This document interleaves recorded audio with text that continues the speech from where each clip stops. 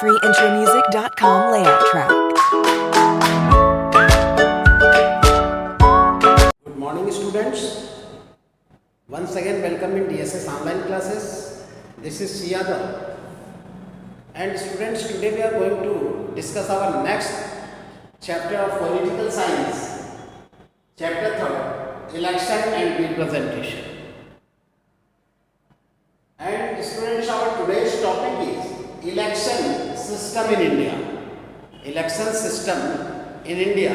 Before this topic we studied in last video election system in election and democracy.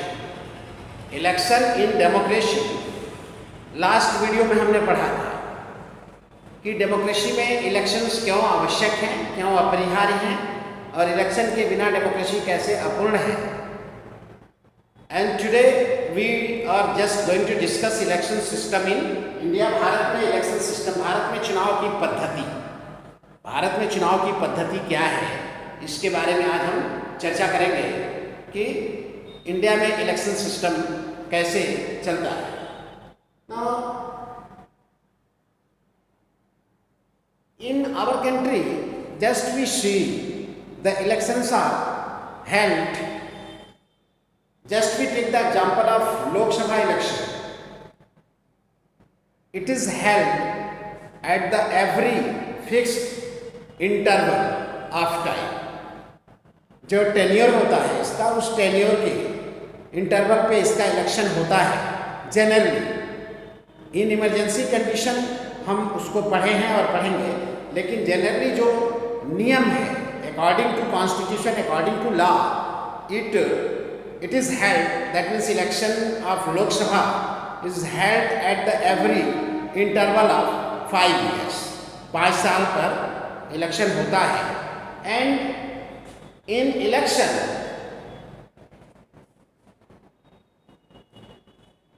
our whole country is divided into 543 constituencies. 543 constituencies में हमारा देश जो है Lok Sabha constituencies में विभाजित है. And for each constituencies every political party stand their candidates for contesting the election. प्रत्येक Lok Sabha seats के लिए प्रत्येक पॉलिटिकल पार्टी अपने अपने कैंडिडेट्स को चुनाव में उतारती है इलेक्शन कंटेस्ट करने के लिए. तो 543 सीट्स के लिए अलग अलग चुनाव होता है. मीन्स अलग अलग पॉलिटिकल पार्टीज के कैंडिडेट्स वहाँ स्टैंड करते हैं इलेक्शंस में, and then they fighting in each other, and who gets the maximum votes in that particular constituency, that candidate is announced winner. यानी कि उस कॉन्स्टिट्यूएंसी में जो पॉलिटिकल पार्टी का लीडर कैंडिडेट्स सबसे अधिक वोट पाता है उसे विनर घोषित कर दिया जाता है. Just I want to make you understand a thing which is something different. The elections are held in other countries. उससे कुछ अलग है. जैसे we take the example of a particular constituency, Devariya, Salepur, and other constituencies in our country. Just we can take an example of a particular constituency to understand clearly it.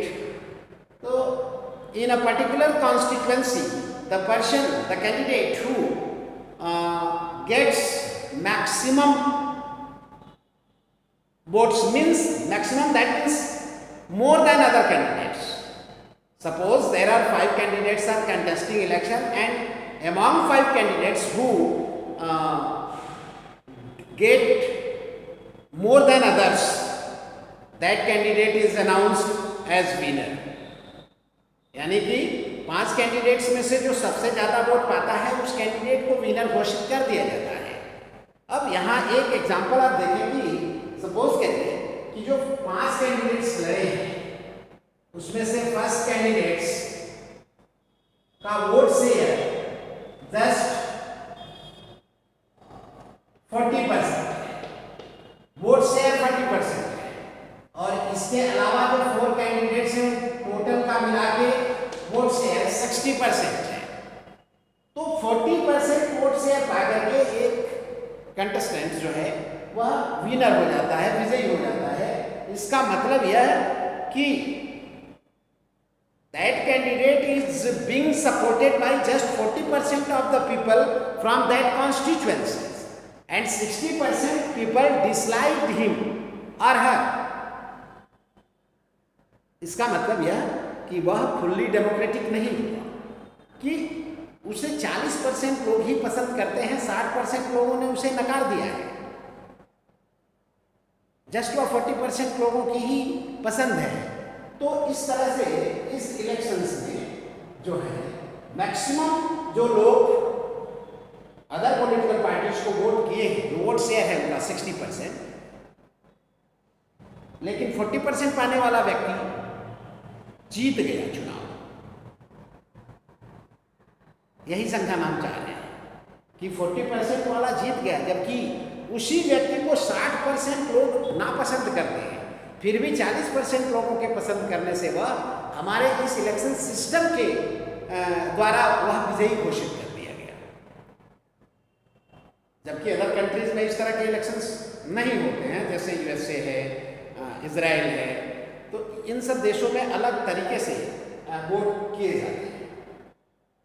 And this system is also called first past the post system. इसी system को first past the post system कहा जाता है।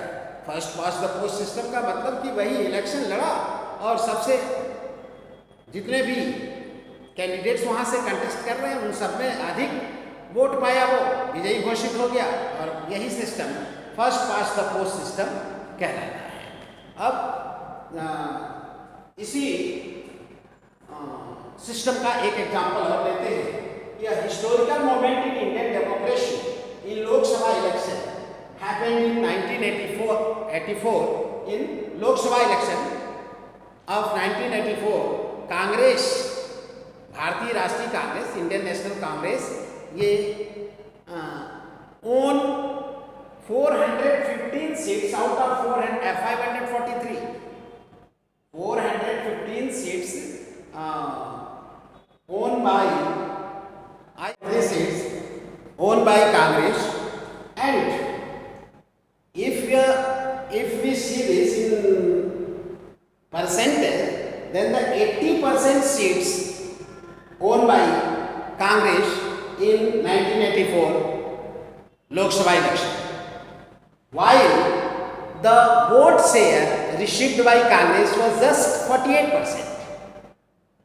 48% vote share received by Congress, while in seats 80% seats on that party. It means 52% people disliked Congress and just 48% people liked Congress. बावजूद इसके वह 415 seat, 80% seats, आधे से अधिक लोग उस पॉलिटिकल पार्टी को डिसलाइक कर रहे हैं, उसके बावजूद भी वह आधे से अधिक सीट जीत रही है। सॉरी, आधे से अधिक लोग डिसलाइक कर रहे हैं, उसके बावजूद भी 80% सीट जीत रही है वह पॉलिटिकल पार्टी।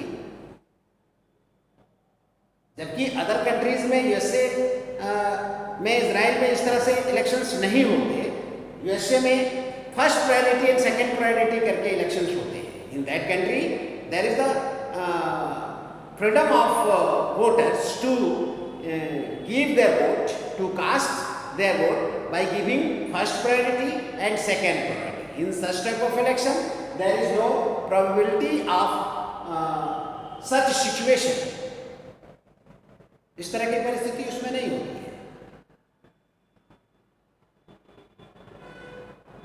उस तरह का सिचुएशन नहीं कि अधिक कम परसेंटेज शेयर, वोट शेयर पाने के बावजूद भी अधिक से अधिक सीटें पॉलिटिकल पार्टी जीत जाए, ऐसा नहीं हो सकता।